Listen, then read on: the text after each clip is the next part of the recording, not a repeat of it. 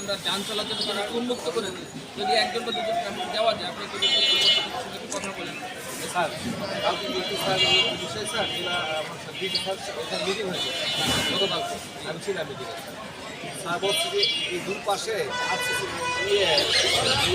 Pipe দিয়ে RCC pipe দিয়ে দিবে এবং শিকল দিয়ে দিবে এবং ওয়ার্কে দিবে এবং এখানে স্যার ওই যে ই করবে একটু ভিতরেই আসতেছে 20 তারিখ অথবা 19 তারিখে এখানে আলোচনা করবে স্যার।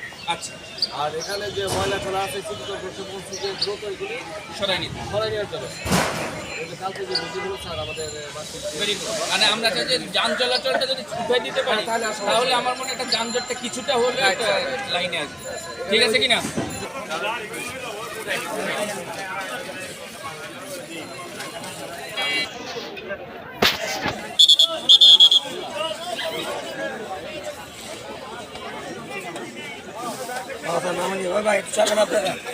নির্দেশনায় আজকের এই উচ্ছেদ কার্যক্রম পরিচালিত হয়েছে। এই উচ্ছেদ কার্যক্রম পরিচালনার ক্ষেত্রে আমরা মিরচুমনা রোড এবং শায়েস্তা খান রোডে উচ্ছেদ কার্যক্রম পরিচালনা করেছি এবং রাস্তার উপর যে অবৈধ স্থাপনা ছিল, দোকানপাট ছিল, সেগুলো অপসারণ করেছি। এই কার্যক্রম করতে যেয়ে আমাদের মোবাইল কোড করা হয়েছে। 5টি মোবাইল কোডের মাধ্যমে আমরা 13,000 টাকা অর্থদণ্ড করেছি। অভিযানটা কি চলমান থাকবে? কার্যক্রম চলমান থাকবে অবশ্যই। আমরা দেখি সামনে সপ্তাহ পর্যন্ত চেষ্টা করব, যতক্ষণ যানজট নিরসন না হয়।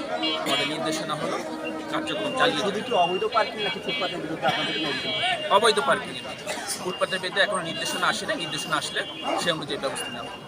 আচ্ছা, আপনারা দেখলাম অন্য কোনো সড়কে আপনাদের কোনো নির্দেশনা আছে কিনা? হ্যাঁ, সব চাষারা সংলগ্ন যে সড়কগুলো রয়েছে সেই সড়কগুলোতে আমরা অভিযান পরিচালনা করব। আমাদের এই অভিযান কার্যক্রমে আমাদের সার্বিক সহযোগিতা রয়েছেন আমাদের জেলা বিজিবি, আমাদের পুলিশ বাহিনী রয়েছে, স্বতঃস্ফূর্ত আমরা তাদের অংশগ্রহণ পেয়েছি। একই সঙ্গে আনসার ব্যাটালিয়ান ছিল এবং সিটি কর্পোরেশনের প্রত্যক্ষ সহযোগিতায় আমরা এই উচ্ছেদ কার্যক্রমটা পরিচালনা করেছি। এই পর্যন্ত কয়টা গাড়ি জব্দ করা হয়েছে? আর 10টি মোটরসাইকেল আমরা জব্দ করেছি আজকে 10টি মোটরসাইকেল জব্দ করা হয়েছে। জরিমানার আওতায় তো এখন আসেনি, তাদেরকে পাওয়া যায় না। এখানে একটা বিষয় হচ্ছে নগরবাসীরা তো অভিযান অভিযোগ করছে যে অভিযানের সময় দেখা গেছে সব দোকানপাট উচ্ছেদ হয়, সব ঠিক আছে, আপনারা চলে যাওয়ার পরে আবার তারা পুনরায় বসে। এই ব্যাপারটা তাদেরকে এটা আমাদের জেলা আইন শৃঙ্খলা কমিটি সবার সিদ্ধান্ত হবে। সেখানে যারা থাকবেন আমাদের প্রতিনিধি ছিলেন। আমাদের মাঝখানে একটি যানজট নিরসনে জেলা আইন শৃঙ্খলা কমিটির বিশেষ সভা অনুষ্ঠিত হয়। সেখানে সুশীল সমাজের প্রতিনিধি, রাজনৈতিক ব্যক্তিবর্গ সকলে উপস্থিত ছিলেন। তারপর সকলের সিদ্ধান্ত ক্রমে এই জিনিসটা বা এই উচ্ছেদ কার্যক্রম আমরা গ্রহণ করেছি। এখন তাদের সিদ্ধান্ত যদি আবার আসে আমাদের এরকম কার্যক্রম পরিচালনা করতে হবে, আমরা পর্যায়ক্রমে সেটা বক্তব্য রাখবো।